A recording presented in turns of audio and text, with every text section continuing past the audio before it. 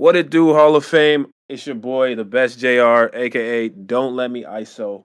I'm back with another episode of Champ Talk. Today we got one of the best, one of the most fierce, one of the most competitive 2K players I've ever come across. He's actually, signed to Pacers Gaming.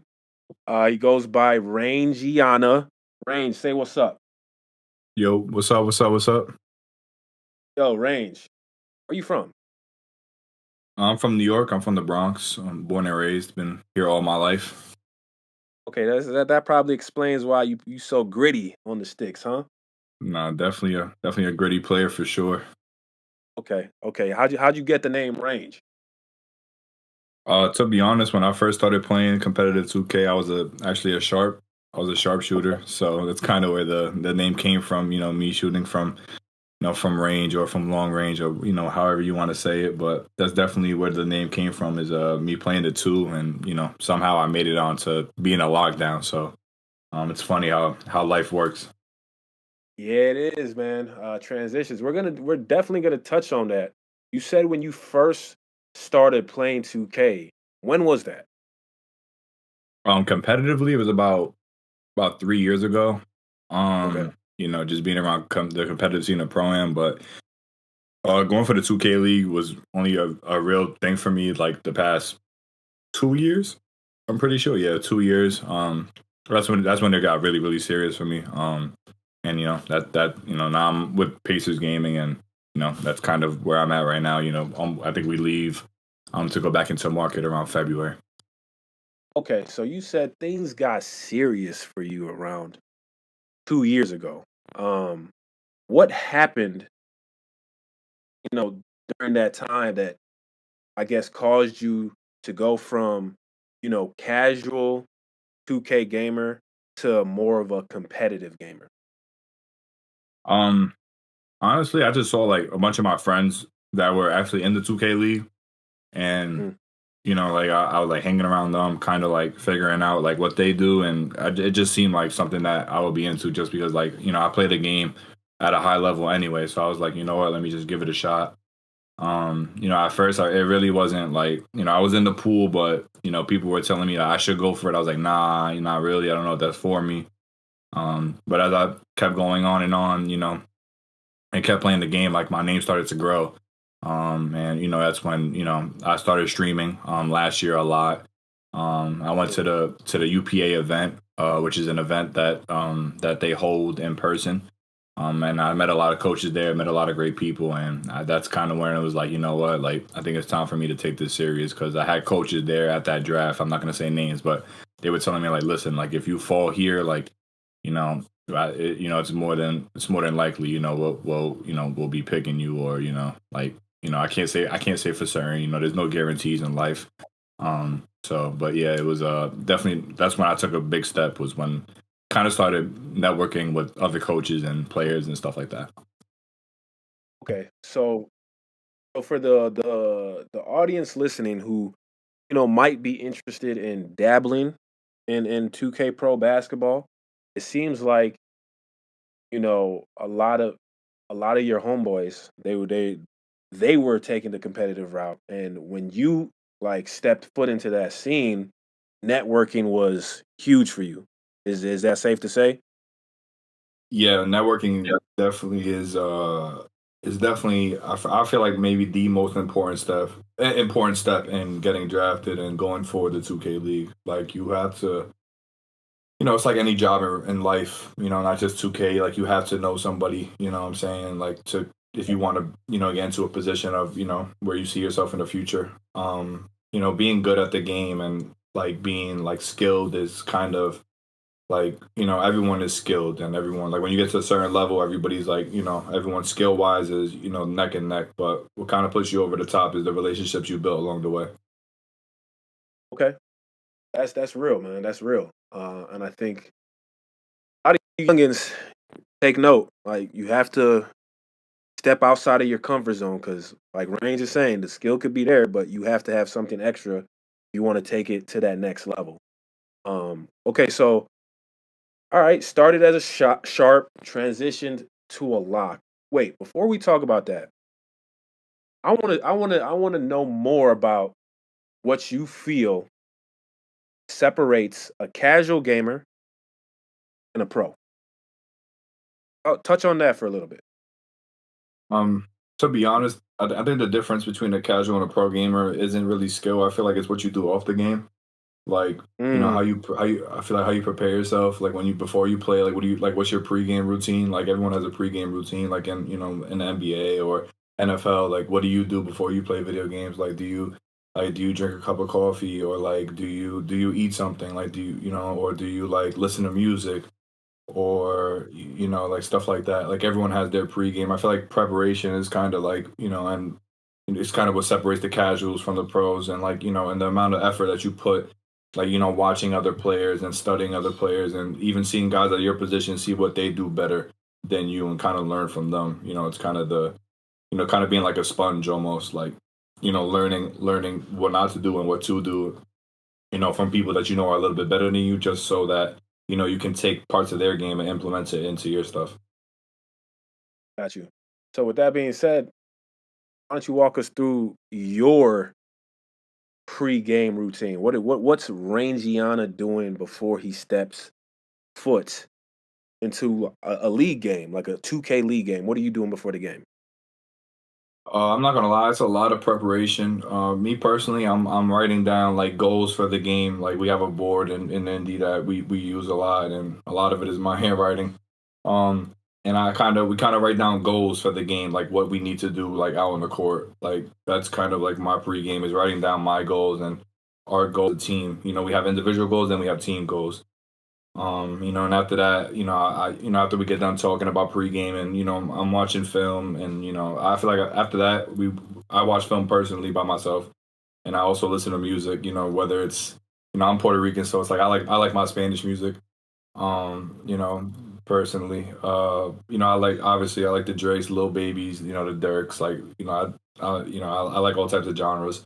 But I listen to music, not anything specific.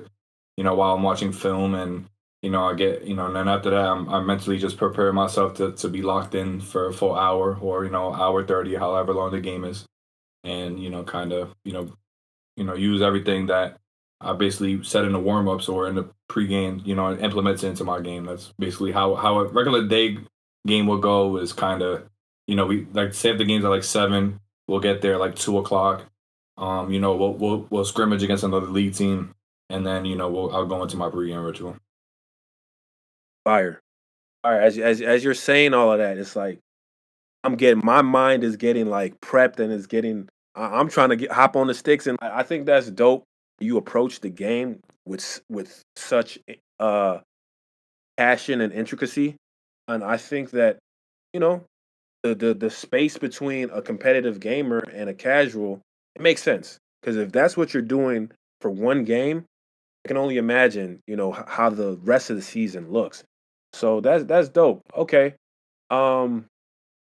All right. So you mentally preparation is what's to you is what separates casual from competitive. So when you're competing, when you're with your squad, how many people are on Pacers Gaming? That's five. That's five people as of right now. We just had a trade go through the other day, so now we actually have a full five going into season 7. Okay. So how do you guys practice at all, or how does that work? Actually, we're about to play in a tournament in about the next hour or so. But we do practice throughout. Like, obviously, this is not the 2K League isn't in season as of yet. Mhm. But it will be in February. And yes, we do practice. For at the beginning, it's very intense. 4 or 5 times a week, we'll have off Saturday, Sunday. Okay. And sometimes we'll even go into Saturday, so we'll go 6 days a week at the beginning, just to get runs in and get used to the game, because we're not playing the same game as everyone else is. Like as a retail player, the 2K Mhm. league makes a whole nother game for us, so we have to readjust and get used to that specific game. As opposed to retail 2K, which is what the casual consumer buyer, kind of plays out on a day to day basis. I'm glad you said that, Rains, because I've been wondering how that happens, like how that works with the league. And I'm gonna just put it out there right now. this pans out and we rock with each other, I'm gonna need you to introduce me to somebody because I need to talk to 2K about a few things, man. You feel me? But nah. I got you. I got you Okay. for sure. Just throwing that out there. But okay, man, it sounds intense, bro. It sounds intense. So for the viewer or the listener like tuning in right now that has the same aspirations you had before you got into the league, how many hours are you recommending like the casual put in to get to the level you're at? To be honest, it's a lot of I can't even put a number on it. It's one thing I will say is you definitely lose a lot of sleep over it. You know, like anything else you love, you definitely you have to sacrifice. You know, it's not easy. You know, like not only are you like losing sleep over this game and you're playing every night and you're trying to make the league and you're trying to be amongst the professionals. Like I think there's only 125 players in the 2K league in total, which is not a lot compared to people who are trying out, which the number doesn't even compare. It's not even close. But to put a number on the hours, it's tough. Like you just really got to be dedicated to this because while you're not playing, there's always somebody out there trying to get better. And while you're taking a break, there's always somebody out there trying to see what you do and kind of take your game and implement what you do into their game. And it's constantly a competition to see who's the best, like at all times. um but if I had to put a number on the hours, it would, like, regular pro-am like usually starts within like the hours of like 7 p.m. and like 2 a.m. But sometimes people even go longer than that. So you definitely have to dedicate your time to this. There's no X amount of hours you have to put in, but you definitely have to dedicate a lot of time and sacrifice a lot of time. That makes sense. If you're gonna, you know, do anything at the highest level, if you're gonna, interact with the cream of the crop, it only makes sense that that sacrifice has to be there. So I get it, brother. I get it. Now the stigma around the gamer in general has definitely shifted over the last 10 years. Before, playing video games was definitely not cool, especially when I was coming up. You know what I'm saying? I'm in my mid 30s, so as a kid playing video games, you didn't want to necessarily broadcast that, but with the growth of technology and esports, uh, in total, it's just been, it's like I said, there's this big shift. When you found out you were getting drafted and you were telling like your family, how did they react? Oh, it was crazy. It was definitely crazy. Like at first, like it was kind of stunning to me because I didn't know where I was.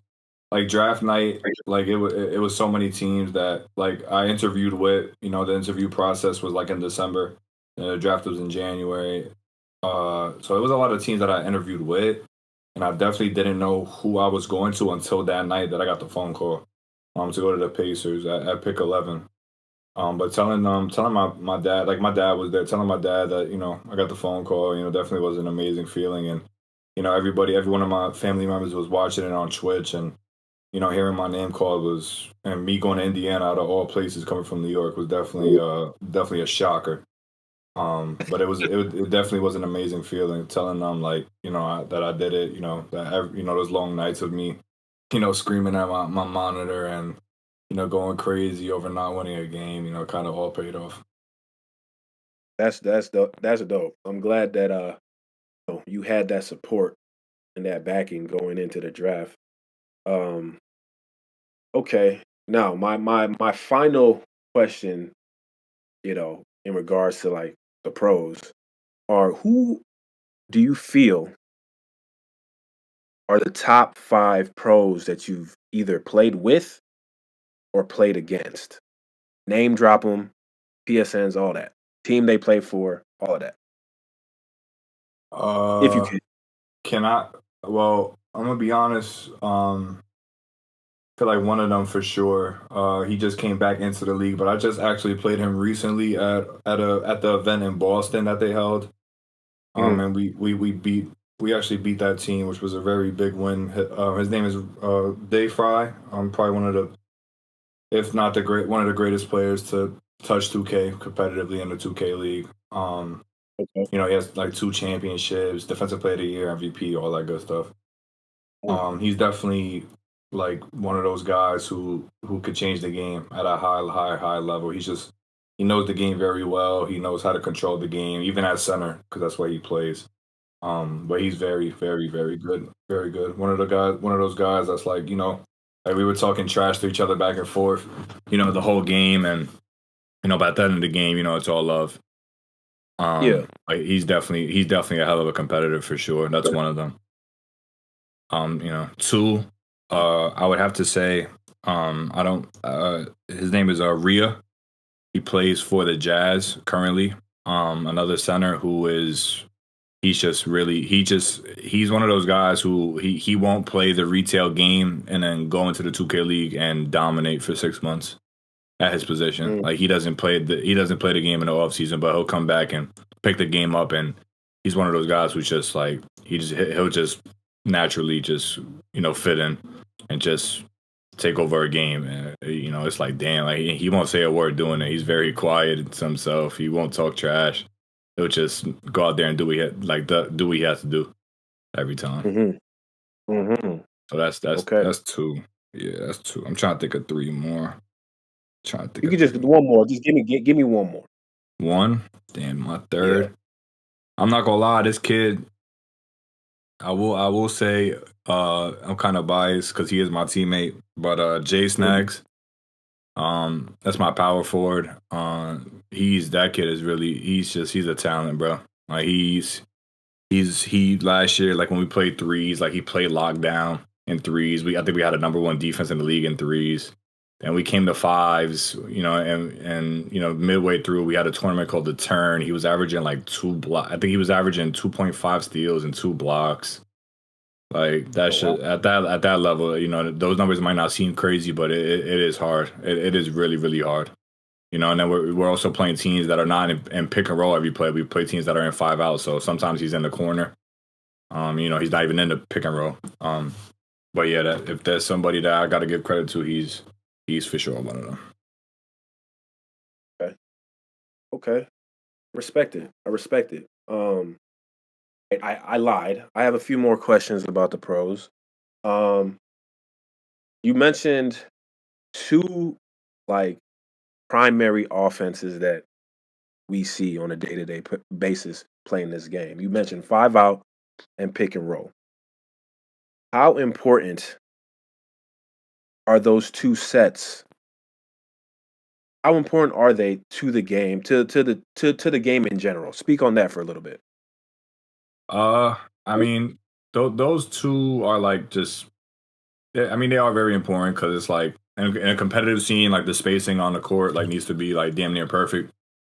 Because in this game, you could really like people can play two people. Like you could be one person playing two people at the same time really easily. You just have to sit in a lane and Mm, kind of just be there. And not everybody's gonna always make the right read. So yeah, I would say like those sets are definitely important just to keep the spacing on the court. Like you don't want people like stacked up on top of each other because then obviously it makes the defense, it makes offense harder and it makes the defense life easier. yeah, So stretching out the court and being able to keep as much space as you can for whoever the ball handler is, whether it's your point guard, your shooting guard, your small forward. It's definitely a major emphasis.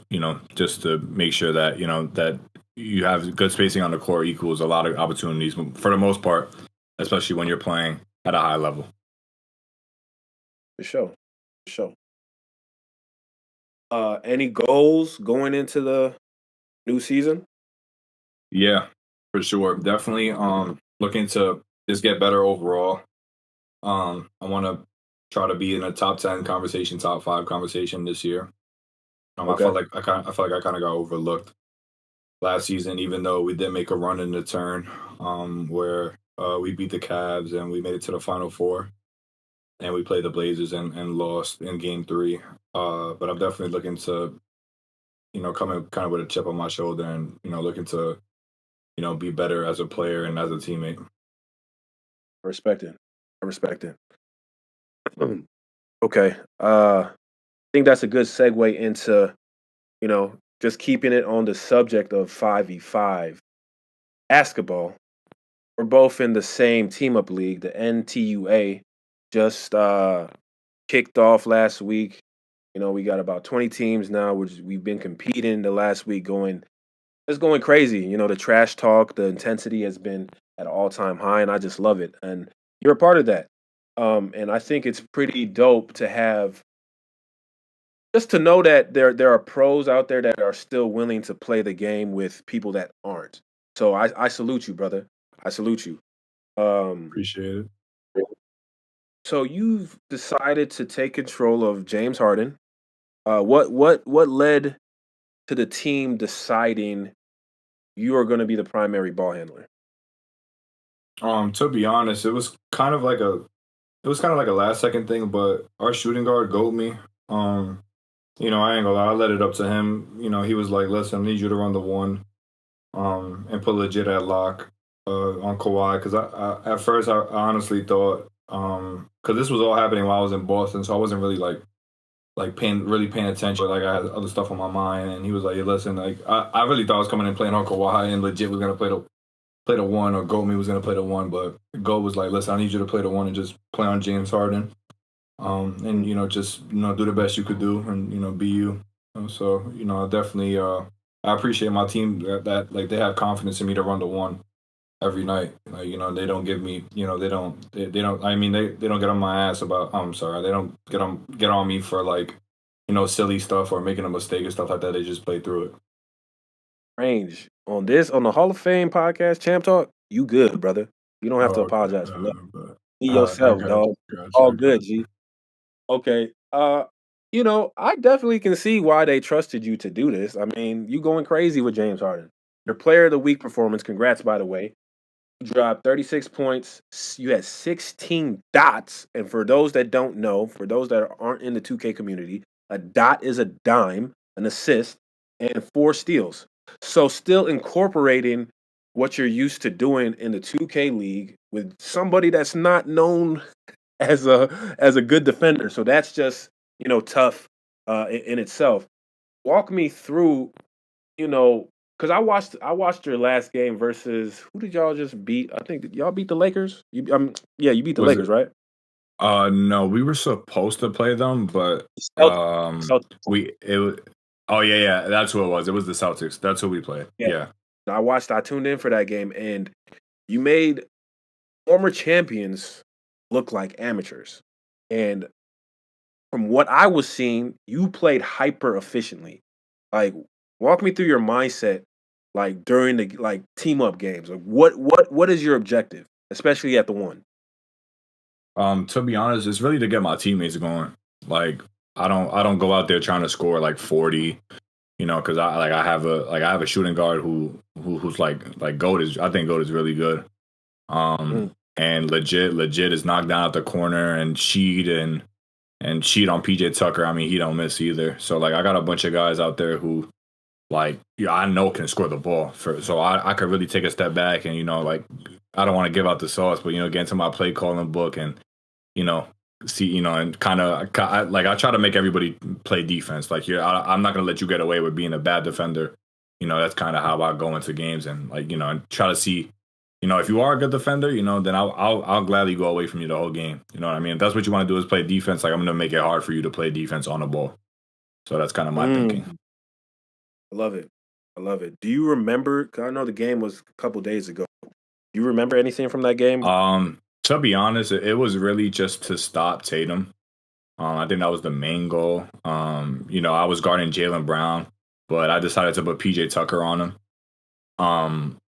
Just because he was like, like James Harden has like a 60 steal, but I didn't want to guard cuts the whole game, so I just decided to put somebody who I know can, guard a back door, and I would just guard. I think I guarded Derek White in the corner or Drew Holiday. It was one of them.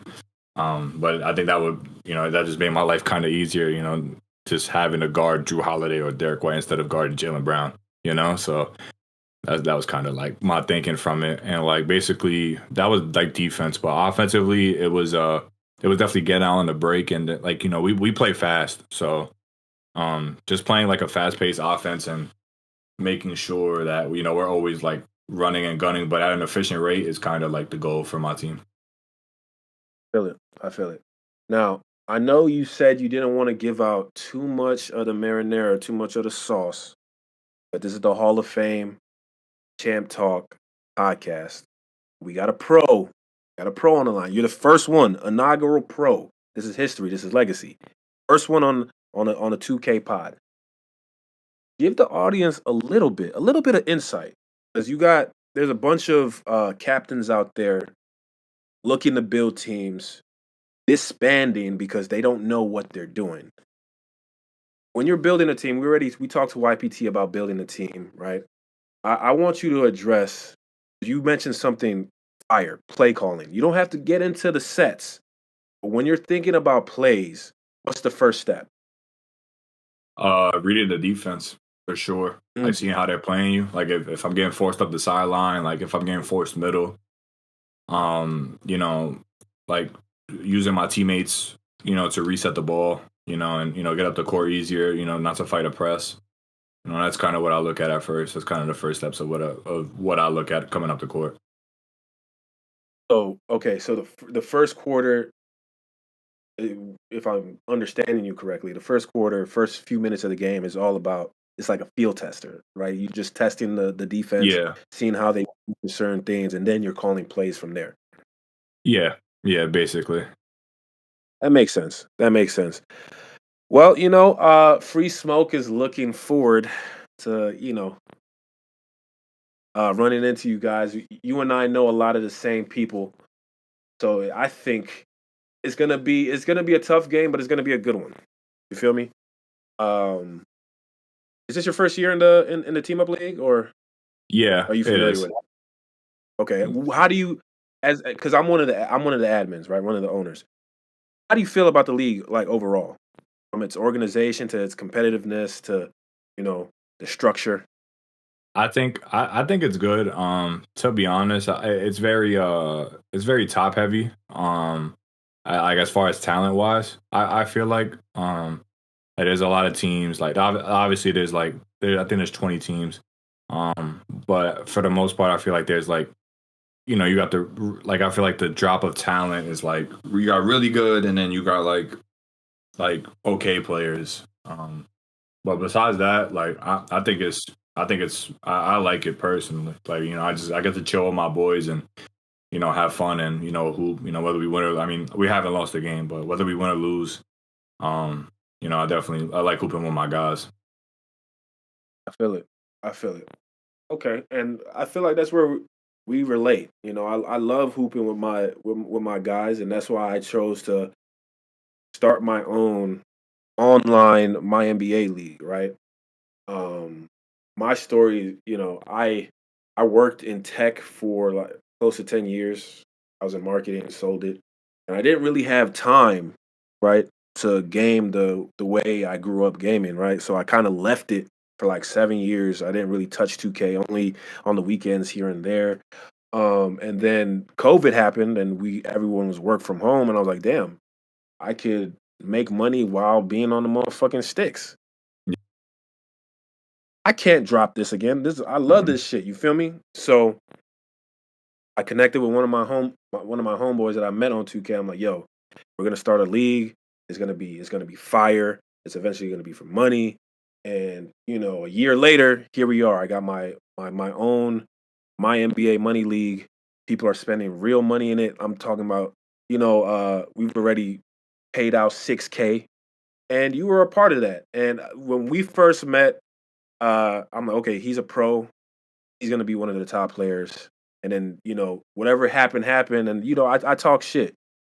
And I'm letting you know on this podcast that it wasn't anything crazy. It was just, that's just who I am. If I see some, especially if you come into the league and you kind of drop off, I'm gonna let people know, like, yo, this league is tough type shit. I want you to tell the audience what your experience was in Hall of Fame. It was good. It was very competitive. And a lot of my boys were in there too, so it was like whenever we got in a party, we would play each other, and it would be competitive and stuff like that. Um, I kind of messed up in my draft. Not kind of, but like I kind of like threw my draft almost because like I didn't know how long I was going to be able to play just because of the contracts that we signed Yeah. with the NBA 2K League and the NBA. Mhm. But as far as Yeah. being competitive, it's definitely a very competitive league, and it's definitely I think I mean it's going to grow.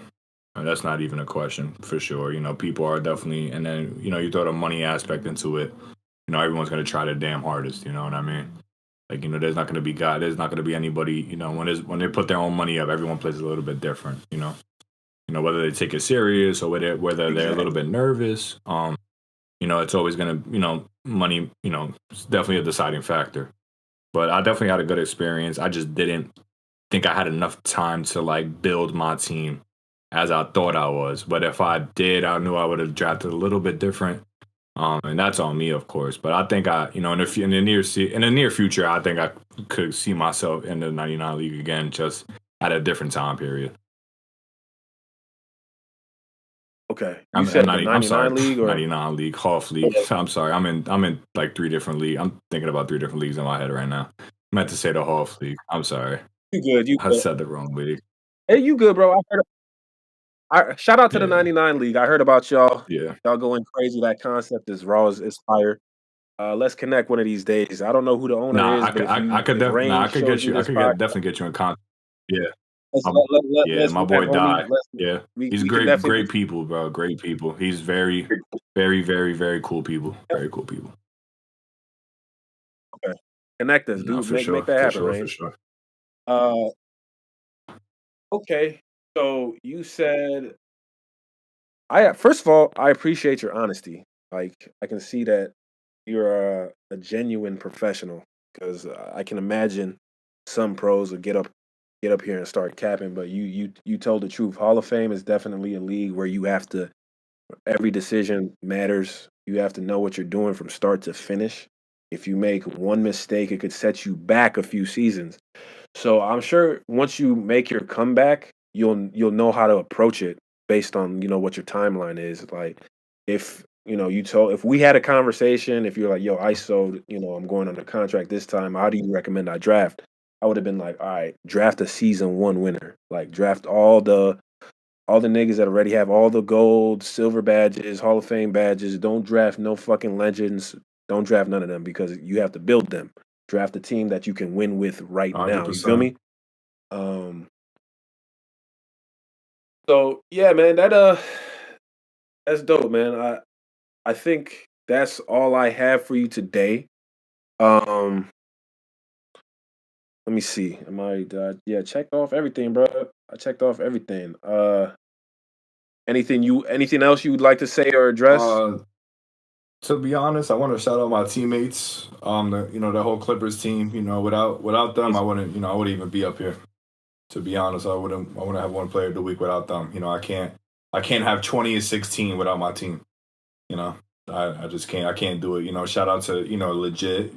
Goat Me, Sheed. N.T.U.A, and my center. Global Mirror. A bunch of hoopers, man. So without them, there is no Clippers. Okay. I guess I do have one more question.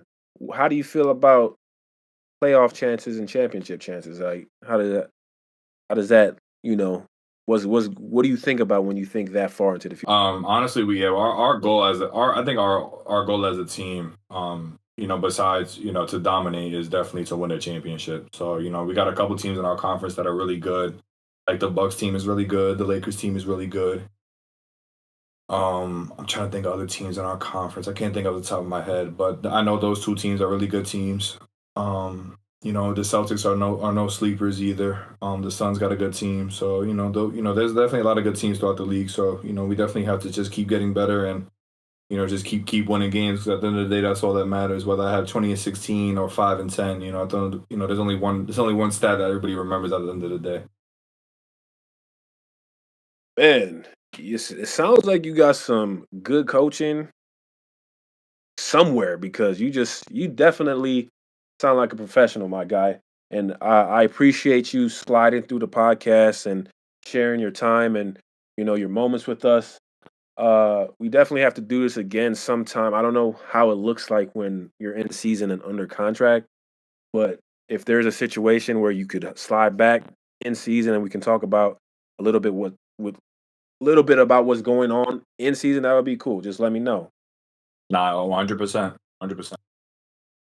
Well, Hall of Fame. That wraps up another episode of Champ Talk. It's been me, your boy, Don't Let Me ISO, and Rangeiana. Until next time. Peace, guys.